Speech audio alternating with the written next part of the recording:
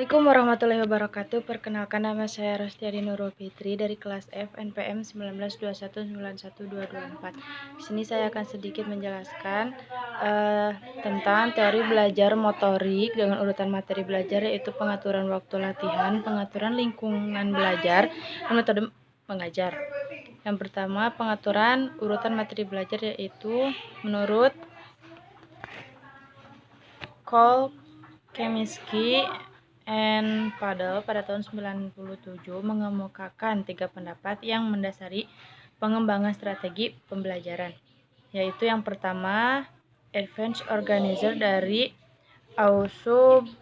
Ausubel, yang merupakan pernyataan pengantar yang membantu siswa mempersiapkan kegiatan belajar baru dan menunjukkan hubungan antara apa yang akan dipelajari dengan konsep atau ide yang lebih luas. Yang kedua, Discovery Learning dari Brunner, yang menyarankan pembelajaran dimulai dari penyajian masalah dari guru untuk meningkatkan kemampuan siswa dalam menyelidiki dan menentukan pemecahannya. Yang ketiga, peristiwa-peristiwa belajar dari Gage. Nah, belajar bermakna dari Ausubel pada tahun 1977 menyarankan penggunaan interaksi aktif antara guru dengan siswa yang disebut belajar verbal yang bermakna, meaningful verbal learning, atau disingkat sebagai bermakna. Pembelajaran ini menekankan pada ekspositor dengan cara guru menyajikan materi secara eksplisit dengan terorganisasi. Nah, dalam pembelajaran ini siswa menerima serangkaian ide yang disajikan guru dengan cara yang efisien. Menurut Advanced Organizer, guru menggunakan Advanced Organizer untuk mengaktifkan skemata siswa atau eksistensi pemahaman siswa untuk mengetahui apa yang telah dikenal siswa dan untuk membantunya mengenal relevansi pengetahuan yang telah dimilikinya.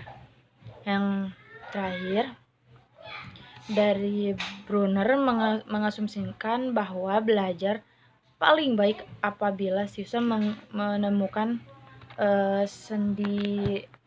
sendiri informasi dan konsep dalam pembelajaran. Penemuannya, siswa menggunakan penalaran induktif untuk mendapatkan prinsip-prinsip dan contoh-contoh. Untuk selanjutnya, misalnya guru menjelaskan kepada siswa tentang penemuan sinar lampu pijar, kamera, dan CD serta perbandingan antara invention dengan discovery, misalnya listrik, nuklir, dan gravitasi. Nah, siswa kemudian menjabarkan sendiri apakah yang dimaksud dengan invention dan bagaimana perbedaannya dengan discovery. Selanjutnya, pengaturan waktu latihan. Nah, ada beberapa cara mengatur waktu untuk belajar yang efektif yang bisa diterapkan, yaitu menyusun agenda harian. Menyusun agenda harian membuat kita atau mahasiswa atau siswa lebih mudah menentukan kapan siswa harus latihan dan kapan bisa bermain. Nah, dan juga jangan lupa agar lebih seimbang. Nah, siswa juga bisa memasukkan jadwal berkumpul bersama keluarga, membantu orang tua, dan mengerjakan tugas hariannya. Selanjutnya, membantu target latihan. Membantu target latihan ini menjadi salah satu strategi belajar yang tepat yang memudahkan siswa lebih fokus mengalami materi yang ingin dikuasainya. Nah, untuk selanjutnya, menentukan waktu luang. Menentukan waktu luang ini menjadi bagian yang paling penting dari cara mengatur waktu latihan efektif. Latihan sampai lupa waktu dengan akan membuatnya mudah lelah dan stres. Nah, untuk menghindarinya, bersantai sejenak atau mendengarkan musik sejenak untuk rehat. Selanjutnya, pengaturan lingkungan belajar. Nah, terdapat prinsip-prinsip pengaturan lingkungan belajar dan bermain anak. Nah, tingkat perkembangan anak. Pengaturan lingkungan belajar dan bermain perlu disesuaikan dengan tingkat perkembangan anak, baik dalam segi perkembangan kognitif, motorik, bahasa, maupun psikososial. Selanjutnya, stimulus perkembangan anak. Nah, lingkungan belajar dan bermain hendaknya diatur dengan tujuan untuk menstimulusi perkembangan anak. Nah, sebab lingkungan tersebut harus memberikan kesempatan yang luas kepada anak untuk eksplorasi, penyelidikan, interaksi sosial, komunikasi, dan peningkatan kemampuan koordinasi gerak motoriknya. Nah, untuk menghindari anak cedera, lingkungan belajar dan bermain harus ditata sedemikian rupa sehingga dapat menghindarkan anak dari kemungkinan mendapat cedera atau terjatuh. Nah, penempatan alat-alat, pemilihan alat bermain atau permainan, dan pengaturan ruangan perlu juga memperhatikan keselamatan anak. Nah, informasi yang berkaitan dengan anak yang akan mengikuti kegiatan belajar itu, walaupun melalui informasi tersebut hanya sedikit yang diketahui oleh guru, tetapi informasi tersebut tetap akan menjadi sumber pengetahuan bagi masing-masing guru. Lalu selanjutnya, kegiatan harus dilakukan anak yang berkaitan dengan tujuan khusus yang hendak dicapai. Nah, apabila tujuan khusus pembelajaran adalah pengembangan keterampilan sosial, maka guru perlu mengatur ruangan atau lingkungan belajar yang memberikan kesempatan pada anak untuk berinteraksi di dalam kerja kelompok.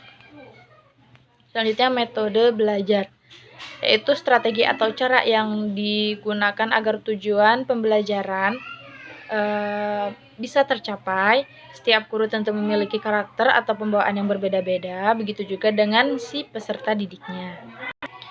Selanjutnya, metode ceramah. Nah, metode ceramah ini merupakan salah satu metode mengajar yang sering diterapkan oleh Bapak atau Ibu guru karena cukup mudah pelaksanaannya, juga tidak membutuhkan peralatan tambahan.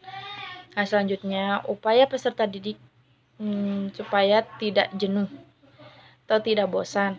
Nah, dilakukan dengan penuh semangat dan keceriaan, menggunakan bahasa yang santun, baik dan mudah dicerna oleh peserta didik, diselingi dengan humor atau candaan yang tetap mengacu pada ranah kesopanan, lalu memperhatikan gerak tubuh, tidak berdiam diri dan di tempat yang sama, gerakan mata atau gerak-gerik mata, dan juga sebagainya. Nah, hal itu mendapatkan ketertarikan peserta didik pada Bapak Ibu dalam mengajar.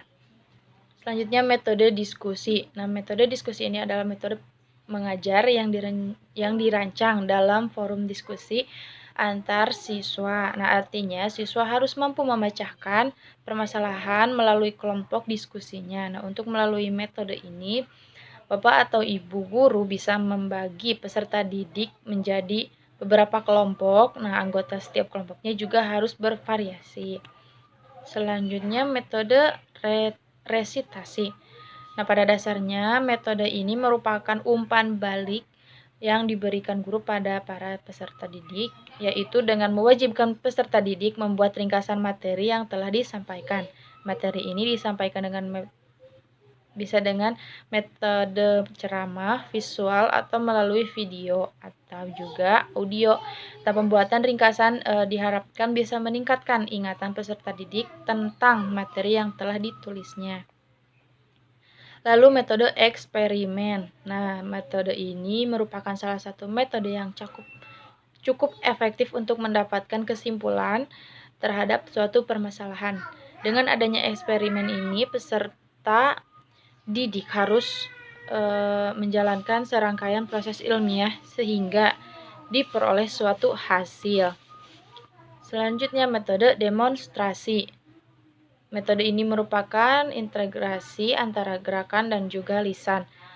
Untuk menerapkan metode ini, Bapak Ibu guru harus memberikan contoh melalui gerakan disertai penjelasan dengan secara lisan. Yang terakhir, kesimpulan. Nah, strategi berasal dari bahasa Inggris, yaitu strategi artinya siasat akal atau ilmu perang. Pada awalnya istilah strategi seringkali digunakan pada awalnya istilah strategi seringkali digunakan di kalangan militer yang diartikan sebagai seni merencanakan gerakan militer dalam suatu pertempuran atau perang, utama dalam hubungannya dengan gerakan pasukan darat, laut, udara ke arah sasaran yang menguntungkan untuk bertempur. Berdasarkan pengertian di atas, strategi terdapat di rumusan sebagai dasar yang mengacu pada perencanaan dan pengelolaan suatu kegiatan dalam rencana mencapai suatu tujuan. Sekian sedikit pemaparan dari saya. Mohon maaf banyak kekurangannya. Wabillahi taufiq wal hidayah. Wassalamualaikum warahmatullahi wabarakatuh.